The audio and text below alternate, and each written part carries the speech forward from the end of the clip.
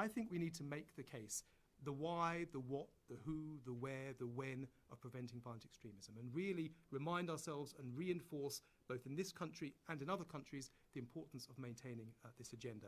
If there's any lesson to learn from Brexit, if there's any lesson to learn from last week, it's that you shouldn't take anything for granted. And I think we shouldn't take anything for granted, and we really should be reinforcing and thinking about the case for maintaining a focus on preventing violent extremism. So firstly, the why.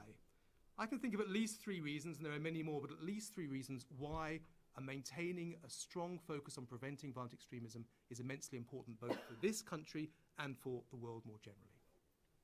One is, and I think we have to be careful playing this card too forcefully, one is national security.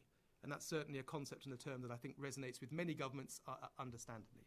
One of the implications and findings of the Global Terrorism Index that I spoke about at the beginning of this brief presentation was that there's been an enormous rise in terrorist attacks in OECD countries, in rich countries. This is clearly no longer a challenge of the poor world, it's also clearly a challenge of the rich world. There's a direct threat to national security emerging, I think, from the growth in terrorism and violent extremism.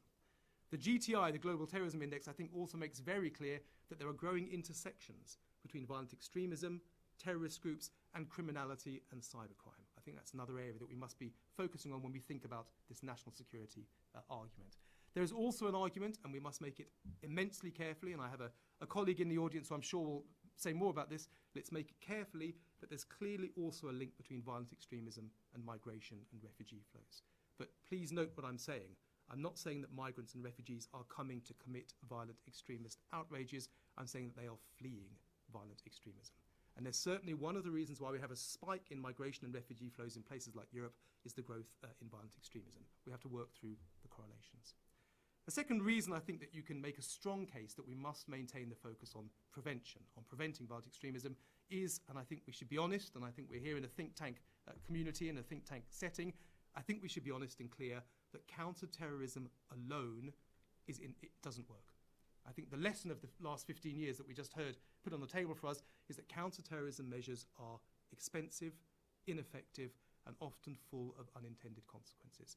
I'm a dual national from the UK and Pakistan, and I can assure you that some of the radicalization we have seen in Pakistan has been a direct consequence of our counter-terrorism measures. Counter-terrorism is important. You have to do something when you find terrorists, but counter-terrorism alone cannot work. And I think that case can be made very strongly indeed.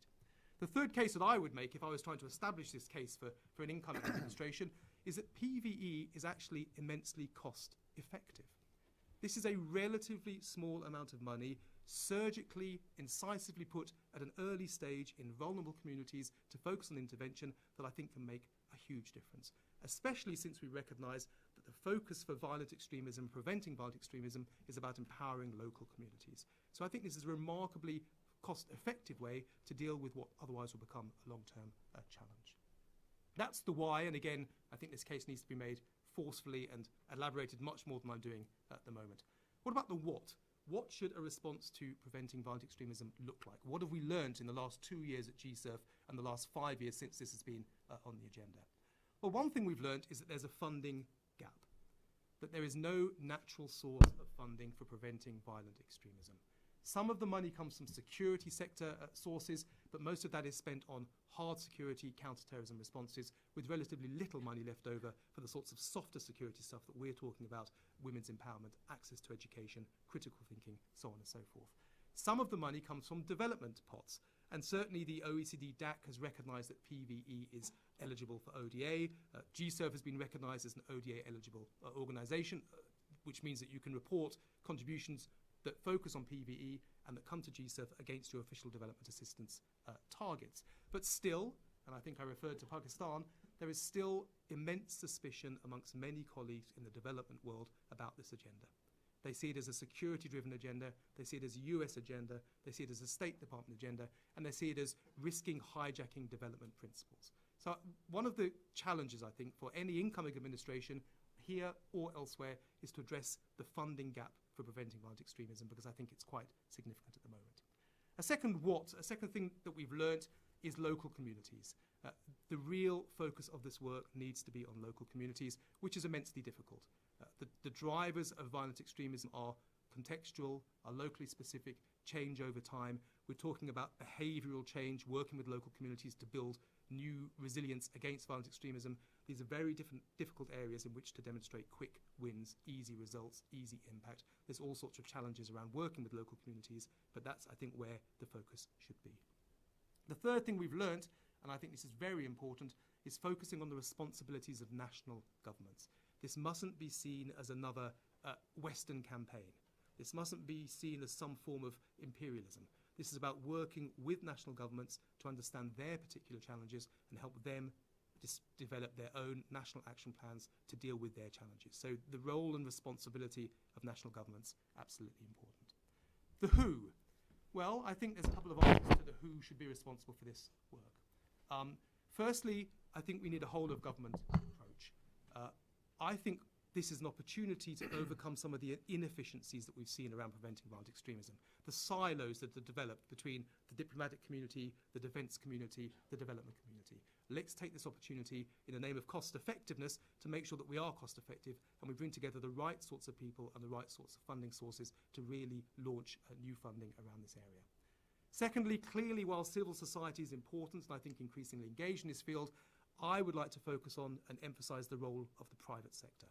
I think there's an enormous role. It's difficult to do, and I can tell you more about what we're doing about it, but the role of the private sector in really helping to promote and take this challenge forward, platforms, challenge funds, putting money on the table, social media, extractive industries that are particularly concerned. There's all sorts of ways I think the private sector is important. And thirdly, in terms of the who, I think we must recognise that this is about global partnerships. No single country alone can achieve what it wants to achieve. You have to cooperate, you have to collaborate, and there are international partnerships from the Global Counterterrorism Forum, of course, to the United Nations as well. A couple of final points from me. Where? I'm going through this very quick reinforced action plan for PVE. Well, it's clear there has to be a global focus. Now, that will make a lot of people run away because that will make people think they have to be active in 200 countries. That's not true. I think we just need to be smart. We have the metrics. We have the Global Terrorism Index. We know where the vulnerable communities and countries are. Let's respond to the data and make sure we're working in the right places at the right time.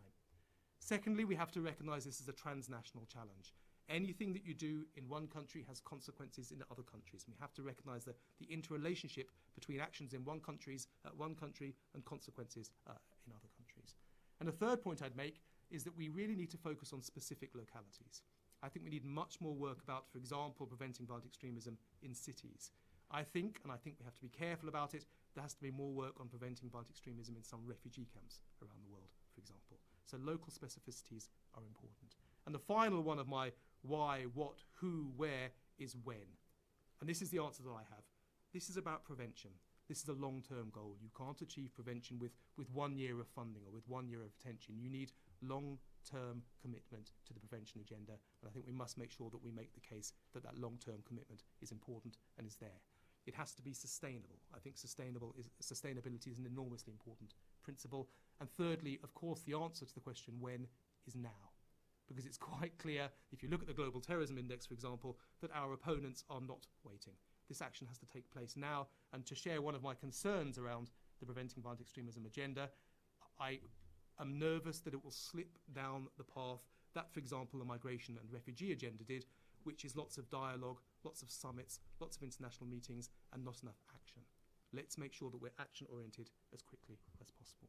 My final comment, I think, again, we have to make a clear case that maintaining a focus on the prevention is important, that preventing violent extremism is in the national interest of all countries, whichever colour, whichever administration around the world today.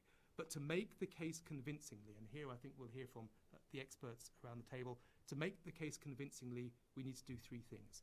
Firstly, we need to define the problem. And I still don't think we have properly defined the problem. What is violent extremism? What is driving violent extremism? Secondly, we need the data and the evidence to show what works and what doesn't work. This is a risky enterprise. We're funding local communities. We're supporting people who haven't previously received money or launched initiatives. We have to recognise what works, what doesn't work, and provide the analytics, I think, as quickly as possible. And finally, let's learn and let's fail fast and recover and start again. We have to recognise that this is an area where we're sharing risk, where we're taking opportunities, and I think to learn from those and to fail fast is very important. So my final comment is simply to return to the Global Community Engagement and Resilience Fund, and to say that I look forward to continuing to work with the very strong alliance between the Swiss government and the US government.